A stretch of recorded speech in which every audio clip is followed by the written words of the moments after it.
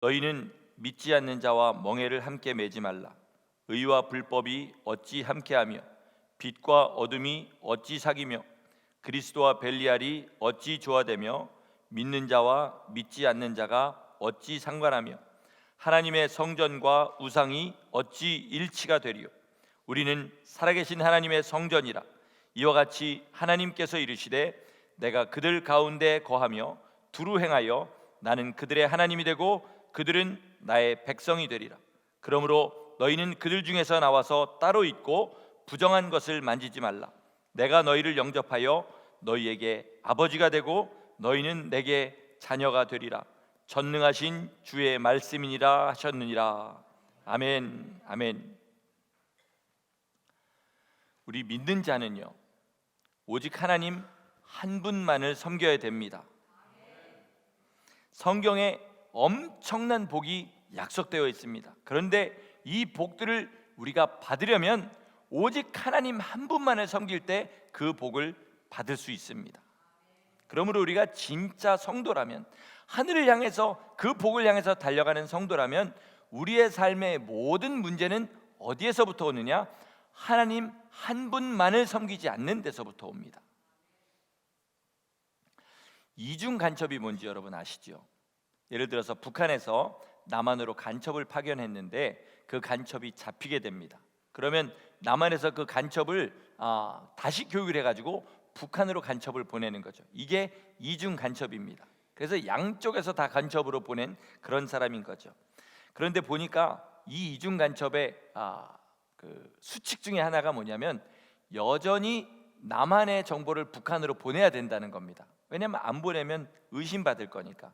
그럴 때 남한에서는 극비사항은 절대로 보내주지 않고, 그렇다고 너무 핫바리 정보를 보내주면 또 그것도 안 되니까 중상 이상의 그런 중요한 정보들을 보내주고 대신 더 중요한 정보를 빼내온 역할을 하는 사람이 이중 간첩입니다. 그런데 이 이중 간첩이 되면요, 자기를 보낸 나라도 믿지 못하고 나중에 다시 잡혀가지고 다시 자기를 보낸 나라도 믿지 못하고요, 어느 나라에 가도 죽을까봐 불안한 삶을 그렇게 살다가 결국은 어느 한편에게 숙청을 당한다고 합니다. 이거보다 이제 더 좀 상서롭지 못한 예가 될지 모르겠습니다만, 제 어릴 적 친구 중에 하나가 대학교 때 아가씨를 2명을 동시에 데이트를 했습니다. 2명을 동시에. 이 친구가 얼마나 성실하게 2명을 다 전혀 의심하지 못하도록 하냐면 하루에 2사람을 따로따로 만나는 일이 비일비재했어요. 저는 찌질하게도 여자친구가 없어가지고 양쪽 다 만나는 데를 따라다니는 일만 그렇게 해서 잘 알고 있습니다. 그런데 결국은 들통이 났어요. 어떻게 하려다 그렇게 한 건 아닌데 같은 대학교에 다니는 아가씨 둘을 만났습니다. 그래서 친구의 친구가 연결되고 하다 결국은 깨지게 되었죠.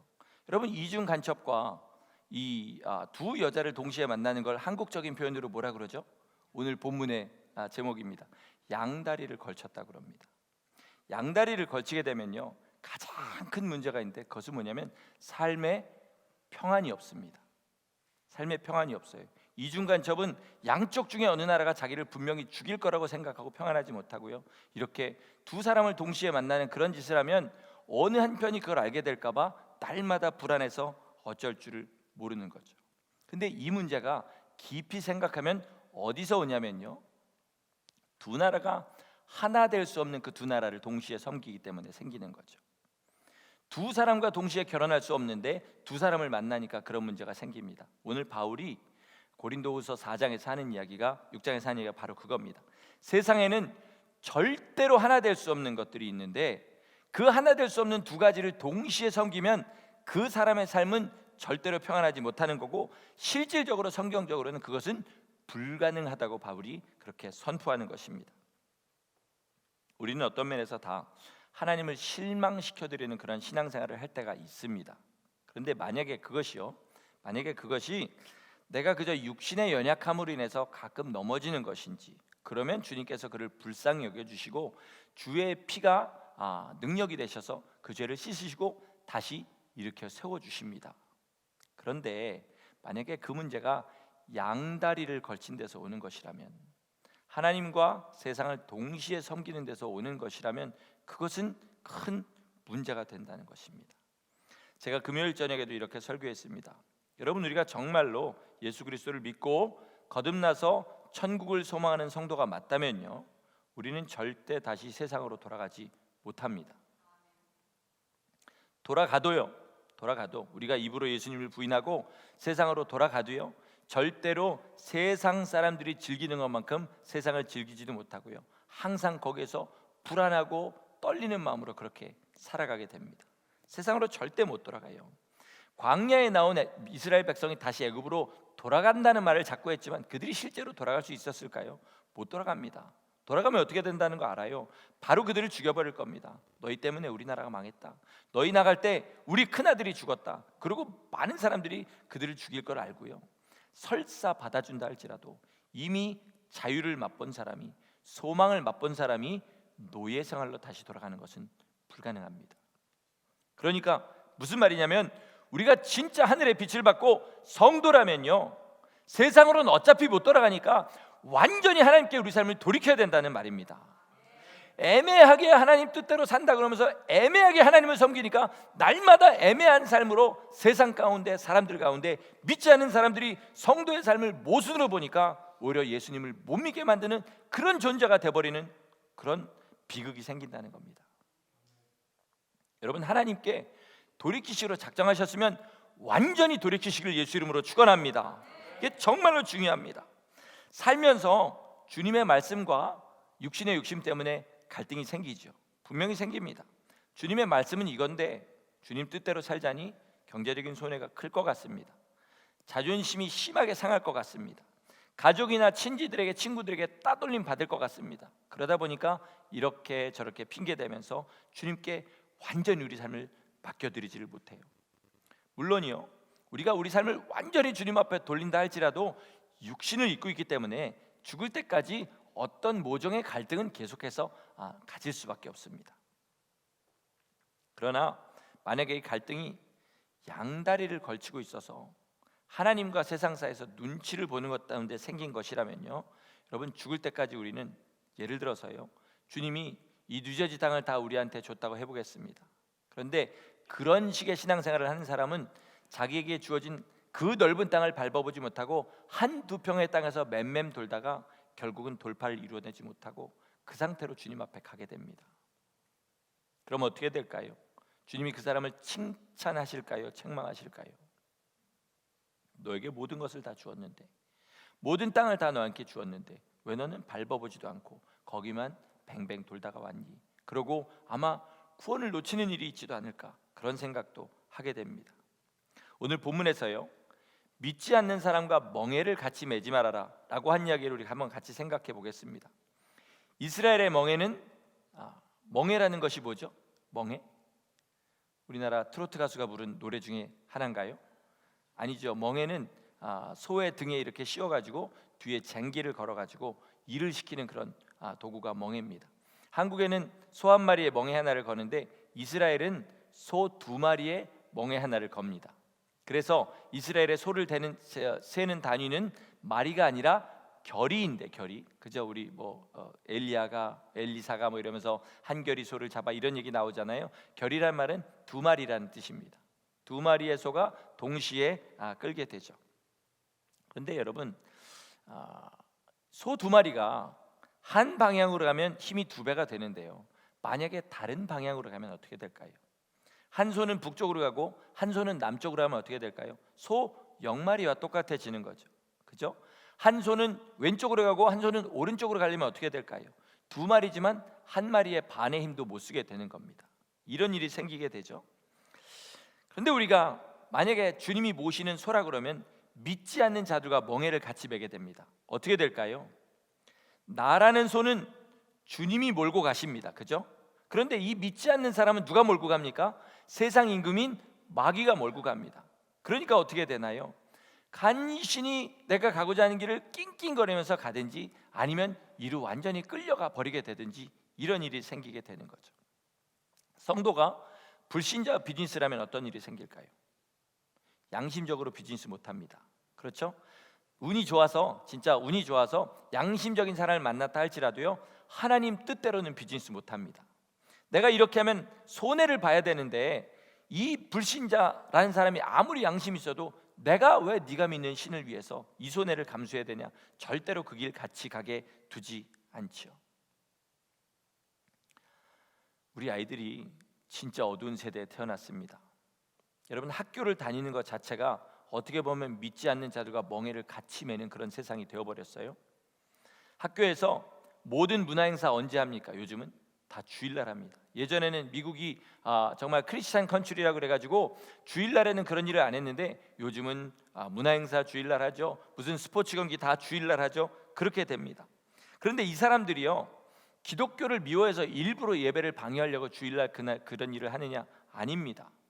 믿지 않는 사람에게는 그런 날을 하는 날이 당연히 토요일 아니면 주일밖에는 귀결지가 없는 거예요. 점점 믿음이 미국을 떠나게 되면서 이제 주일이라는 날이 그런 것을 할 수 있는 날로 변해버리게 되는 거죠. 그들은 잘한다고 합리적으로 하는 일이 우리와는 부딪힐 수밖에 없는 것입니다.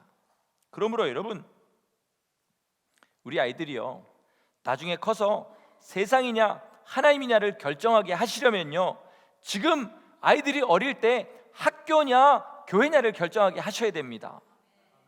학교냐 하나님이냐를 결정하게 하셔야 돼요. 만약에 지금 너는 학생이니까 그러면 지금 학교 일에 충실해라, 나중에 믿음 생활 잘하면 되지. 그럼 나중에 어떻게 됩니까? 직장이 되면 너는 직장인이니까 직장 일에 충실하고, 그렇죠? 그러면 언제나 신앙생활 제대로 할 수 있는 날이 오게 될까요? 그런 날은 안 오게 됩니다. 나이가 먹도록 은퇴하도록 그렇게 세상에 끌려다닌 사람이 은퇴한 다음에 다시 주님 뜻대로 살 수 있는 그런 일은 일어나지 않기 때문에 그렇습니다. 그러므로 여러분, 부모가 믿음으로 세상과 하나님 중에 하나님을 선택하는 것을 보여주셔야 됩니다. 그래야 우리 아이들도 세상과 하나님 중에 하나님을 선택하는 아이들로 그렇게 크게 됩니다. 그러니까 우리 아이들 지금 학교 다니는 것 자체가 잘못하면 믿지 않는 자와 멍해를 같이 매게 되는 일이 생기게 됩니다. 또 이 말을 의와 불법이 조화될 수 없다 이렇게 말씀합니다. 두 가지 다른 법이 같이 일어날 수는 없다라는 것입니다. 미국은 차가 우측 통행인가요? 좌측 통행인가요? 오늘 아침에 이야기를 해보니까 이걸 제대로 아시는 분들이 많지 않더라고요. 우리 차는 오른쪽으로 달리고 있습니다. 달려보시면 집에 갈 때 한번 생각해 보세요. 영국에는 차가 좌측 통행입니다. 그러면 영국의 도로교통법과 미국의 도로교통법이 조화될 수 있는 길이 있겠습니까? 절대로 없습니다. 날마다 사람들이 죽고 다치고 별의별 일이 다 일어날 것입니다. 우리가 만약에 세상의 법대로 살면요, 그것이 세상의 법이기 때문에 세상에서는 나름대로 편안하게 살 수 있습니다. 그러나 그렇게 살면 하늘나라에서는 영원한 환난을 겪게 됩니다. 아멘이시죠? 그러면 이 땅에서 하늘나라의 법대로 살게 되면 어떻게 되냐면, 세상에서는 너희가 환난을 당하나 담대하라, 내가 세상을 이겼노라. 주님께서 이렇게 말씀하신 그 환난이 먼저 우리에게 닥치게 됩니다. 어렵다는 것이죠. 그러나 그 환난 끝에는 어떻게 됩니까? 하늘나라에는 넉넉하게 들어가는 역사가 있습니다. 그럼 우리는 날마다 선택하는 거예요. 세상의 법대로 살 것인가, 아니면 하늘나라의 법대로 살 것인가. 그런데 하늘나라와 세상의 법을 동시에 섬기면 어떻게 될까요? 성경은요, 그런 일은 불가능하다 이렇게 이야기합니다. 우리 주님께서 물질을 가지고 계실 때 뭐라 그러죠? 사람이 하나님과 재물을 겸하여 섬기면 안 된다, 아니면 겸하여 섬길 수 없다. 뭐죠? 없답니다. 없다는 거예요. 섬기면 안 된다는 계명이 아니라 하나님과 재물을 동시에 섬기는 일은 없다는 거예요. 세상에 존재하지 않는다는 겁니다. 만약에 재물 때문에 하나님을 등지게 된다면, 하나님을 잠시 이렇게 하게 된다면 그것은 양다리를 걸치는 것도 아니고 뭐냐면 세상을 섬기는 것이다 이렇게 이야기하시는 겁니다. 우리는 그러니까 마음을 정해야 됩니다. 여러분, 아침에 일어나서요, 나 오늘 하루 주님 뜻대로 살겠다. 눈 뜨자마자 주님 이름 부르고, 주님 오늘도 주님 말씀대로 살게 해주세요. 그렇게 간절하게 기도하고 하루를 살아도 살고 보면 주님 앞에 잘못한 거 투성입니다. 그런데 마음 정하지 않고요, 나 그저 오늘 닥치는 대로 뭐 이게 중요한 게 있으면 이걸 따라가고, 그렇게 만약에 마음을 정하고 살면요, 하루 종일 이렇게 흔들리다가 주님 앞에 내가 잘 살았는지 못 살았는지, 생명력에 오늘 나의 할 삶이 어떻게 기록될 것인지 생각조차 못 해버리고 그렇게 하다 보면 어느새 인생 주님 앞에 갈 때가 다가오게 됩니다. 여러분 정신 차리셔야 됩니다. 마음 정하셔야 돼요. 마음 정하지 않으면, 그러면 마음을 정해도 힘든 이 세상에 마음 정하지 않고 살면 결국은 세상을 섬겨서 멸망한 길로 걸어가게 됩니다. 여러분 마음을 정한다는 건 어떤 거냐면요, 주님이 결혼을 비유로 얘기하셨어요. 만약에 여러분의 배우자가요 결혼할 때 마지막 맹세하지 않습니까? 그때 만약에 이렇게 얘기한다면 여러분 결혼하시겠습니까? 나는 당신을 나의 배우자로 만들어서 일평생 살겠지만 가끔 마음에 드는 사람이 있으면 선은 넘지 않고 그저 영화나 같이 보고 밥이나 같이 먹고 차를 마시는 일은 내 평생 계속하겠습니다. 그럼 여러분 그 사람하고 결혼하시겠습니까? 그럼 여러분 우리가 하나님 앞에 지금 내 마음을 정한다는 것은요 어떤 것일까요? 어떤 것일까요? 나 평생 하나님 뜻대로 살겠습니다. 그런데 경제적인 어려움이 좀 오면 하나님 뜻을 잠시 놓겠습니다. 관계에 문제가 생기면 잠시 하나님 없는 것처럼 살겠습니다. 내 건강에 문제가 좀 생기면 하나님 없는 것처럼 살겠습니다. 이렇게 하나님 앞에 하는 것이 과연 마음을 정하는 것이겠냐는 거죠. 여러분 주님 앞에 마음을 정하는 것이 정말로 중요합니다. 그래도 넘어지는 것이 이 세상인데 마음 정하지 않고 살면은 영원히 넘어져서 일어나지 못할 수도 있다는 것이죠. 왜 하나님께서 결혼이라는 제도를 만드시고 그걸 에베소서 6장에서 내가 그리스도와 교회에 대해서 말하노라 이렇게 이야기하실까요? 그만큼 신앙생활이라는 것은 우리의 삶 전체를 하나님 앞에 있는 그대로 맡기는 것이기 때문에 그렇습니다. 그러면 주님께서 우리 삶을 책임져 주시겠다고 약속하셨습니다. 그런데 책임을 져주시긴 져주시는데 우리가 원하는 대로 져주시는 것이 아니라 하나님의 그 영원하신 눈으로 볼 때 가장 우리 인생에게 복되고 영원한 것을 우리에게 주시겠다고 약속하신 것이 바로 주님이 우리를 책임져 주시는 것입니다. 제가 제일 부러워하는 사람들은 어떤 사람들일까요, 여러분? 베드로 사도 부럽습니다. 바울 사도 너무 부럽습니다. 요한 사도 부럽고요. 우리 동족 중에서 고르라면 주기철 목사님, 손양원 목사님, 또 이용도 목사님, 최건루 목사님 같이 주님 잘 섬기고 선한 싸움 끝까지 잘 싸우고 지금 그 싸움을 다 마치고 주님 나라 가서 여유롭게 첫째 부활의 때를 기다리는 그분들이 가장 부럽습니다. 거기에만 갈 수 있다면 당장 데려가셔도 뭐 주님 앞에 요만큼도 컴플레인할 게 없습니다. 그런데 제가 참 이율배반적인 것은 뭐냐면요, 그분들을 두려움과 동시에 혹시나 십자가에 거꾸로 못 박혀 죽으면 어떡하지? 내가 바울이 당한 그 고난 같은 거 당하면 어떡하지? 두 아들을 잃고 그 아들 죽인 사람 양자로 삼아서 그렇게 이를 날마다 악물고 그렇게 참으면서 살아야 되면 어떡하지? 일제 세 번이나 잡혀가지고 고문당하고 마지막 세 번째 잡혀갈 때는 그게 너무 두려워가지고 기둥을 붙잡고 부들부들 떤 그 주기철 목사님처럼 그렇게 살아가야 된다면 어떡하지? 이런 두려움이 제 안에 있는 거예요. 그런데 놀라운 것은 뭐냐면 그것이 우리의 삶에는 저주고 고통으로 보이는데요, 하나님의 눈으로 보실 때는 정말로 자기를 믿고 의뢰하는 종들에게 가장 크게 주실 수 있는 축복이었다는 사실입니다. 축복이었다는 사실이에요. 우리는 그저 잘 살고 건강하게 살고 마지막을 그냥 그렇게 고통당하지 않고 죽는 것이 소원일지 모르지만 그 비참하게 죽은 그들의 그 죽음이 하나님 보실 때는 가장 영광이고 가장 큰 축복이었다는 사실입니다.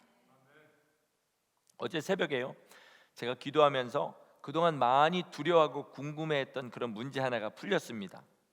그건 뭐냐면요, 이제 믿음의 선진의 글들을 읽지 않습니까? 그러면 그들이 무섭게 기도한 그런 내용들이 있어요. 이용도 목사님 같은 분은 뭐 그냥 길바닥에 엎드려서 기도하기 시작하면 하루고 이틀이고 그렇게 했다고 합니다. 근데 이분이 날마다 산에 들어가 가지고 바위 위에서 기도를 했다고 그래요. 그런데 어느 날은 이분이 이제 추운 겨울날 산에 들어가서 기도를 하기 시작한 거죠. 그런데 집에서 기다리는 사람들은 보니까 눈이 오기 시작하는 거예요. 눈이 오는데 조금 오는 게 아니라 많이 오는 겁니다. 그래서 이 집에서 기다리고 있던 그 미국 선교사님인데 한국명 피도수라는 선교사님이 이용도 목사님을 찾으러 산에 들어갔어요. 그리고 산에 들어가 가지고 그 이영동 목사님이 그 기도하던 일대에 돌아다니면서 목사님이라고 하고 불렀습니다. 그런데 어디에선가 눈 속에서 사람이 하나가 툭 튀어나오더라는 겁니다. 그분은 눈이 온 줄도 모르고 자기 등에 눈이 그렇게 수북히 쌓인지도 모르고 기도했다는 거예요. 우리나라 사람만 좀 원래 정한수 떠놓고 기도하던 버릇이 있어서 그런 미친 짓을 했냐? 아닙니다. 미국의 데이빗 브레이너드라는 선교사님은요, 우리가 잘 아는 누악 지역에서 1700년대에 인디안 선교를 하시던 분이에요. 그 인디안 타운에서 눈이 머리까지 사람 키만큼 온 날에 거기에다 굴을 하나 파고 거기에 들어가서 기도를 하기 시작했다고 그래요. 한참 기도하고 얼마를 기도했는지 알지 못하는데 눈을 떠보니까 자기 주위에만 눈이 다 녹았더라는. 이분이 자랑하려고 누구한테 그 얘기를 한 게 아니라요, 누구한테도 보여주지 않으려고 일기를 썼는데 그 일기 가운데 그런 이야기가 있었다고 합니다. 그 글을 읽으면서요, 진짜 종은 종이고 다 안수받은 목사인데 저 사람하고 나하고는 왜 이렇게 다르냐, 나는 정말 그런 추위를 이기고 기도할 수 있을까라는 생각을 하게 됐어요. 그런데 어제 새벽에 나오신 분들은 알지만 그 첫째 부활에 대해서 이렇게 증거했잖아요. 부활에 대해서 증거하고 나니까 마음이 막 뜨거워지더라고요. 그래서 막 소리 지르고 기도를 했습니다. 막 소리 지르고 기도를 하는데 나중에 어떻게 되면 몸이 100m 달리기 한 것처럼 뜨거워지더라고요. 뭐 별로 외투도 안 입고요, 그냥 앉아갖고 무릎 꿇고 막 소리 지르고 기도하는데 몸이 점점 뜨거워진 걸 느꼈어요. 그러면서 주님이 제 안에 깨닫게 해주신 것은 그들이 추위를 이긴 것이 아니라 기도하다 보니까 추위를 못 느낄 만큼 됐다는 거죠. 그러니까 우리가 볼 때요, 남들이 베드로 사도가 이를 악물고 십자가에 거꾸로 못 박혀 죽은 게 아닙니다.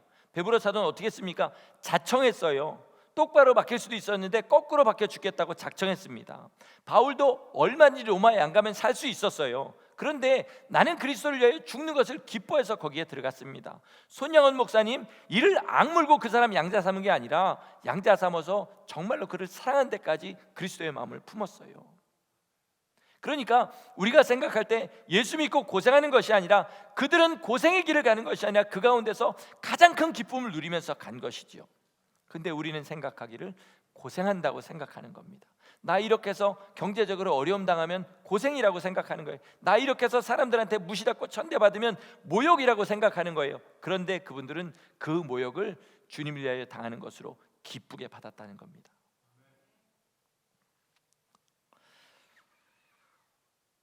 신앙이란 것은요, 좋은 것과 나쁜 것을 판단하는 것까지 주님 손에 다 맡기는 것입니다.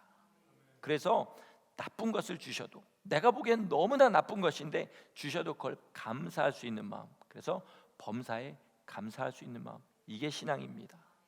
어떤 것이라도 주님이 주셨을 때 너무나 고생스럽지만 주님, 이 가운데서 내게 주시는 그 축복을 보게 하여 주세요. 그렇게 기도하고 나가는 것이 신앙인 것입니다. 그래서 주님 앞에 다 맡기는 것이죠. 여러분, 내가 만약에 암이 걸렸습니다. 명의를 만나가지고 내 암을 당신이 치료해 주세요 라고 난 당신을 전적으로 신뢰합니다 라면 그 따르는 반드시 따른 증거는 뭐죠? 의사가 하라는 대로 하는 겁니다.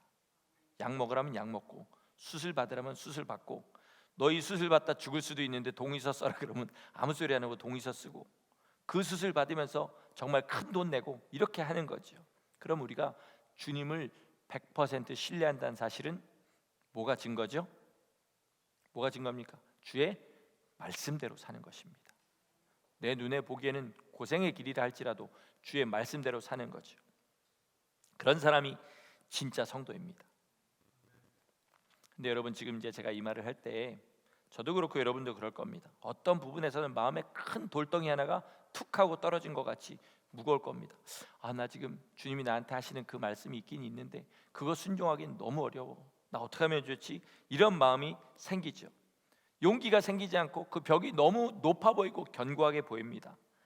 왜냐하면 거기까지 각자 그 약한 부분에 빠지기까지 오는 데는 그만한 이유가 있기 때문에 그런 거죠. 그러나 그렇다고 이대로 살다가 주님 앞에 가실 겁니까? 이대로 연약한 모습으로 주님 앞에 죄가 뭔지 알면서 그 죄 가운데 빠져 살다가 주님 앞에 가실 겁니까? 이 완악하고 완고하고 정말로 그런 마음으로 주님 앞에 가실 거냐고요? 아니잖아요. 그럼 어디서부터 하시면 되냐면요, 내가 조금만 수고하고 조금만 신경 쓰고 조금만 이를 악다물면 할 수 있는 그 주님의 말씀들을 하나씩 붙잡으시기 바랍니다. 거기서부터 하나씩 해나가는 거예요.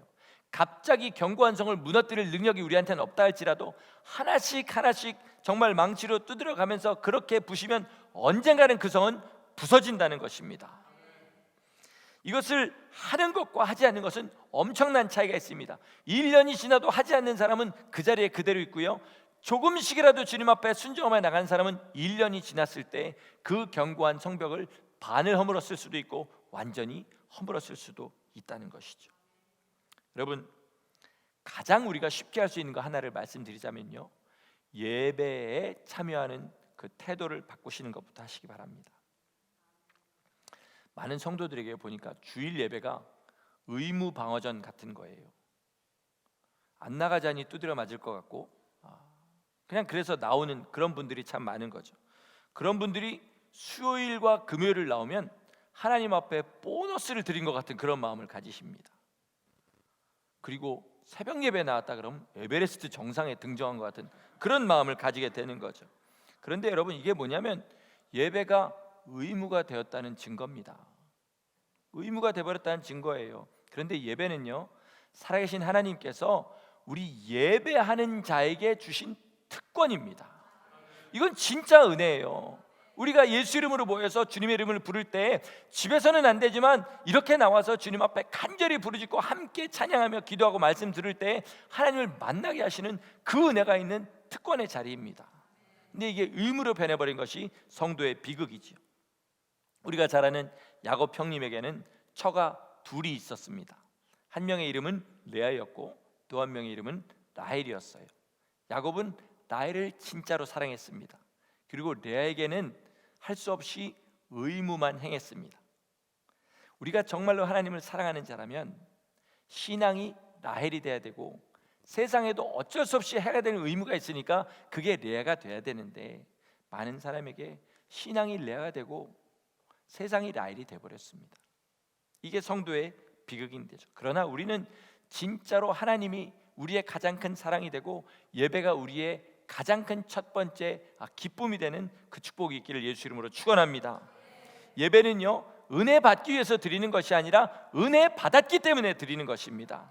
정말로 하나님의 은혜를 아는 자들이 하나님의 얼굴을 간절히 사모하고 주님 앞에 나와서 하나님, 내 삶을 주님 앞에 드리겠습니다. 나는 주님만 사랑합니다. 주님 뜻대로 살 수 있도록 내게 능력 주시옵소서 간절히 부르짖을 때에 이미 은혜 받은 그 은혜 위에 또 은혜를 부어주시는 것이 예배자의 특권입니다. 그런데 이 특권을 우습게 보고 날마다 의무로 나오는 이 삶이 얼마나 슬픈 삶이라는 것이죠. 그러므로 우리의 삶에서 가장 먼저 한 군데를 손봐야 된다면 예배부터 손을 보셔야 됩니다. 예배가 변하면요, 제가 감히 선포하겠습니다. 예배가 변하면 삶이 변합니다. 근데 예배가 안 변하니까 삶이 안 변하는 것이죠. 예배를 위해서 또 큰 어떤 일을 하시라고 제가 말씀드린 거 아니에요. 20분 전에만 교회 나오세요. 집에서 열심히 기도하세요. 그리고 전날에 헌금 액수를 늘리시라는 얘기가 아니라 주님 앞에 예물을 드릴 거면 전날에 준비해서 기도하고 주님 앞에 나오세요. 그리고 옷도요, 다음날 입을 옷을 미리 준비하세요. 어떤 옷 입을 것이다 미리 준비하세요. 그리고 최대한 단정하게, 최대한 다른 사람에게 은혜를 끼칠 수 있도록 그렇게 입고 나오셔서 하나님 앞에 간절한 마음으로 그렇게 예배를 드리면 거기서부터 우리의 삶의 변화가 시작됩니다. 이게 얼마나 중요한 것입니까? 어떤 사람은 예배에 나와서 감동과 감화와 동기부여를 받기를 원해요. 그런데 예배의 목적은요, 먼저 하나님 앞에 우리의 모든 마음을 열고 나와서 하나님 뜻이 우리에게 이루어지기를 원하는 것입니다. 그날 찬양 인도자나 설교자의 그 영적인 컨디션에 여러분의 예배를 맡기지 마시기 바랍니다. 설교가 좋아야 좀 예배 드린 것 같고 찬양이 좋아야 좀 예배 드린, 이게 아니라요, 메마른 광야 같은 예배를 할지라도 진짜로 목마르기 때문에 나는 그 광야에서 다른 사람 한 사람도 은혜 못 받는다 할지라도 나는 은혜 받을 수 있는 그 갈급한 심령으로 나오신 그런 성도가 되면요, 광야에도 꽃을 피우고 열매 맺는 성도가 되는 겁니다. 말씀을 마치려고 합니다. 오늘 주제는 예배가 아니라 양다리 걸치지 말자는 겁니다. 양다리 걸치지 말자. 오직 우리의 삶을 어차피 그렇게 돼야 되는 거, 미련을 버리고 세상의 미련을 버리고 온전히 주님께로 돌아가자는 겁니다. 믿는 사람이 세상과 하나님을 섬기는 일은 성경적으로 있을 수 있다 없다? 없습니다. 없습니다. 내가 만약에 세상과 하나님을 겸하여 섬긴다 생각하시면 그건 세상을 섬기고 있는 겁니다. 그렇게 간단하게 결론을 내시면 돼요. 이런 삶에는 뭐가 가장 문제라고 그랬습니까? 평안이 없습니다. 평안이 없어요. 하나님 앞에 나오면 세상이 우는 것 같고, 세상 가면 하나님이 우시는 것 같고, 절대로 평안이 없는 거죠. 나는 낮아지고 주님은 높아지셔야 되는데 주님도 높아지고 나도 높아지기를 원한다. 그러면 나를 높이기를 원하는 삶이라는 거죠. 그러니까 어떻게 됩니까? 어디를 가도 항상, 죄송합니다, 좀 속된 표현 쓰겠습니다, 머리를 굴리면서 살아야 됩니다. 어떻게 하면 내가 이 자리에서 더 믿음 있는 사람처럼 보일 수 있을까? 머리를 굴리면서 살아야 되는 거죠. 혹시라도 실수를 하면 어떻게 되냐면요, 하나님 앞에 울며 회개하는 것이 아니라 집에 가서 이불을 발로 뻥뻥 차면서 내가 왜 그랬을까? 내가 왜 그랬을까? 사람들이 나를 얼마나 우습게 여겼을까? 날마다 이것만 후회하다가 끝나게 돼버립니다. 이중 간첩이 어떻게 한다고 그랬습니까? 너무 핫바리도 아니고 비극비도 아닌 그 중간에 어떤 정보를 계속해서 준다고 한 것처럼 우리도 하나님 앞에 뭐 합니까? 너무 하찮은 것도 아니고 내 삶에 너무 중요한 것도 아닌 어떤 나를 빛나게 할 그런 것들만 하나님 앞에 드리다가 내 전부를 드려보지 못하고 인생을 끝나게 되는 거죠. 그러나 우리가 진짜로요, 주님 사랑해서 내 삶을 주님 앞에 다 드렸지 않습니까? 그럼 그때부터 머리 안 굴려도 됩니다. 어디 가서 사람 눈치 안 봐도 됩니다. 진짜로 그냥 담대하게 주님 사랑하는 그대로 살아가면 되죠. 그리고 어디에서 내가 더 깊이 생각하고 그리고 사람의 눈치를 봐야 될 때도 난 주님 때문에 그런 사람이 되기 때문에 거기에 스트레스 받지 않습니다. 이게 뭐냐면 하늘에서 주시는 세상은 아무도 맛보지 못하는 평안인 것입니다. 양다리 걸치신 분들 많지 않습니까? 저도 가만히 보니까 무게중심의 한 20% 정도는 세상에 이렇게 주고 있는 것 같습니다. 이 말은 뭐라고 그랬죠? 세상을 섬긴다고 그랬습니다. 하나님 앞에 온전히 제 삶을 다 드리지 못하고 있는 것을 발견하게 됩니다. 이 삶을 어차피 청산해야 됩니다. 여러분 다 마찬가지입니다. 어차피 청산하셔야 돼요. 세상에 있는 모든 것들 다 뒤로 돌리고 하나님 뜻대로 살기로 작정할 때 그 안에서 이루어지는 세상의 것은 주님이 기뻐하시는 것입니다. 공산군은 밥 먹고 똥 싸는 것도 죄입니다. 그죠? 그러나 국방군은 밥 먹고 그 변 보는 것도 너무나 이뻐 보여요. 왜요? 그렇게 하고 나서 우리를 지켜줄 거니까. 우리가 하나님을 섬기는 자면요, 세상에서 사업하는 것도 주님이 기뻐하십니다. 정말로 하나님께 내 삶을 다 드린 사람은 무슨 일을 해도 주님께서 기뻐하시지만 이것이 안 된 사람은 어떤 일을 한다 할지라도 하나님께서 그것을 가증히 보신다는 사실을 잊지 마시기 바랍니다. 여러분, 우리 주님께서 기회 주실 때 우리의 내 몸과 마음을 주님 앞에 맡기고 나는 일편단심 주님만 섬기며 살겠습니다. 작정하시는 성도 되시기를 예수 이름으로 간절히 축원합니다. 아멘. 기도하시겠습니다.